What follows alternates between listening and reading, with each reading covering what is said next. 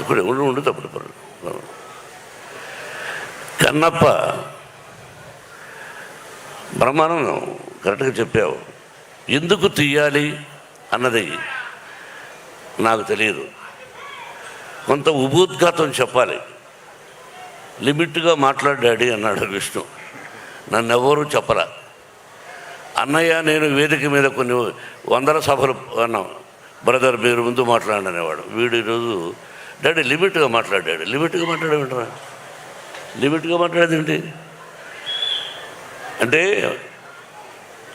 మా అమ్మగారికి సంతానం లేదు.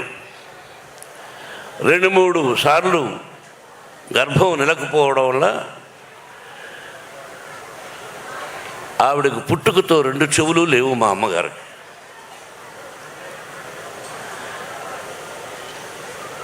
2 చెవులు లేవు. మా అమ్మగారికి పిల్లలు లేరు.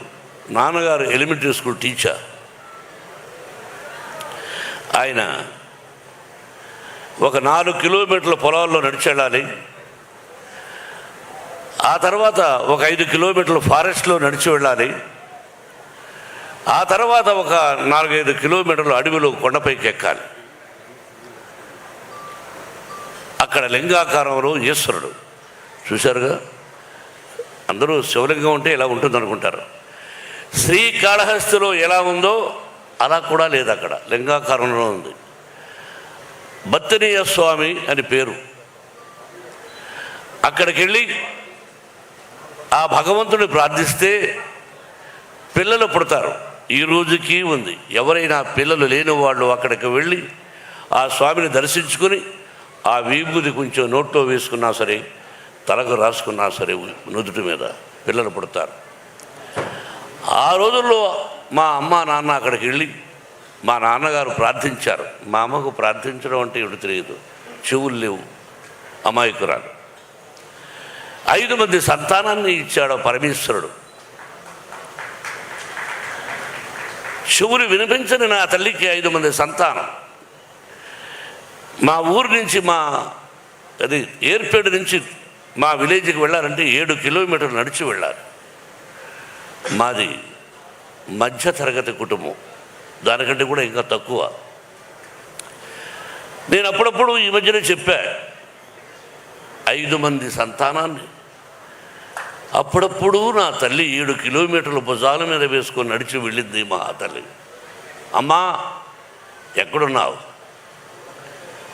అని అప్పుడప్పుడు అనిపిస్తూ ఉంటుంది.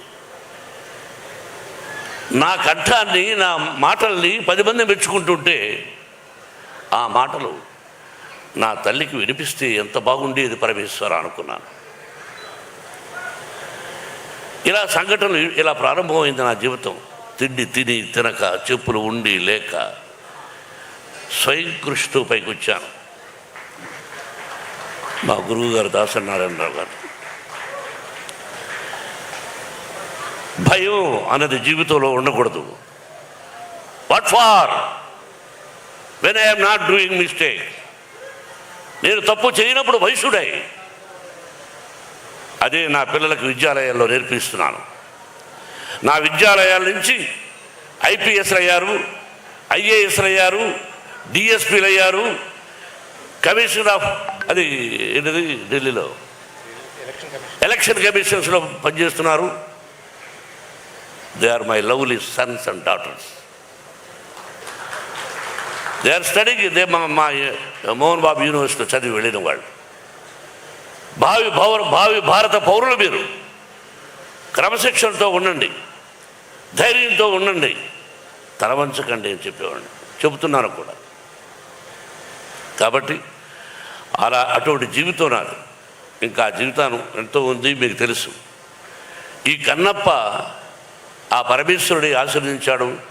దాదాపు 7-8 సంవత్సరాల నుంచి కష్టపడ్డాడు. నా బిడ్డ ఎలా కష్టపడ్డాడు, ఈ సినిమా ఎలా తీసామనేది నేను చెప్పదలుచుకోలేదు.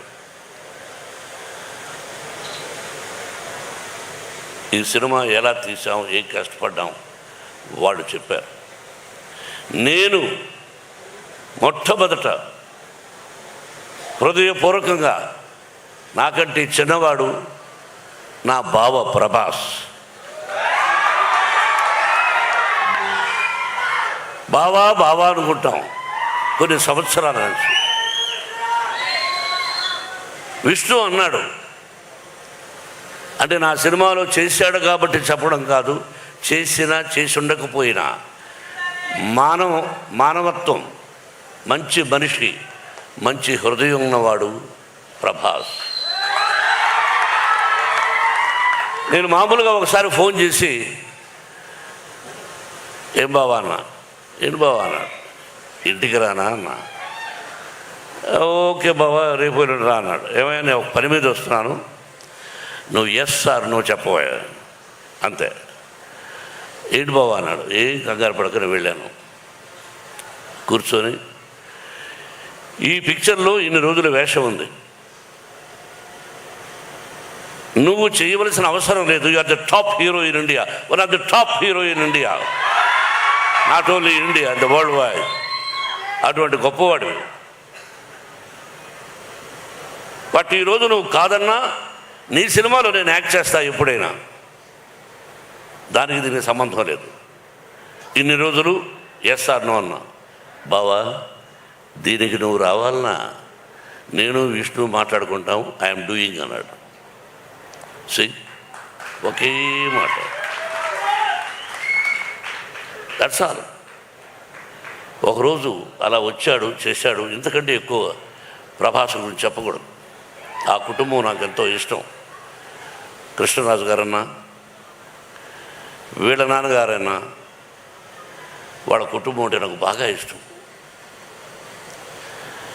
కాబట్టి ప్రభాస్ 100 సంవత్సరాలు ఆ షిరిడీ సాయినాథుని ఆశీస్సులతో, పరమేశ్వరుడి ఆశీస్సులతో క్షేమంగా ఉండాలని కోరుకుంటున్నాను. ఇక అలాగే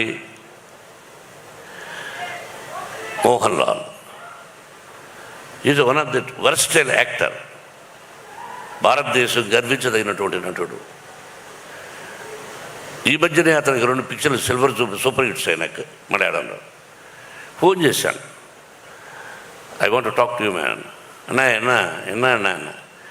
no tell me, I want to talk to you. What for? అరే I want to talk to you. Okay, Vishnu is there? Yes, tell him to talk to me. Vishnu మాట్లాడాడు, రమ్మన్నాడు, వెళ్ళాడు, చెప్పాడు.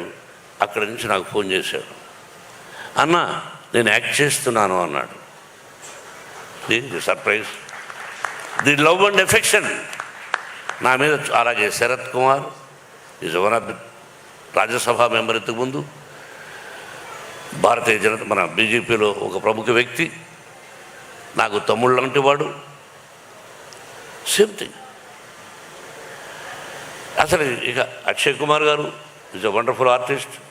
భారతదేశంలో హిందీ అన్నారు కాబట్టి ఎంత విష్ణు మాట్లాడాడు వాళ్ళందరితో. నేను హలో అని సెట్టుకు రావడం, వాళ్ళందరూ కూడా ప్రేమే. ఆ భగవంతుని రప్పించాడు ఇదంతా.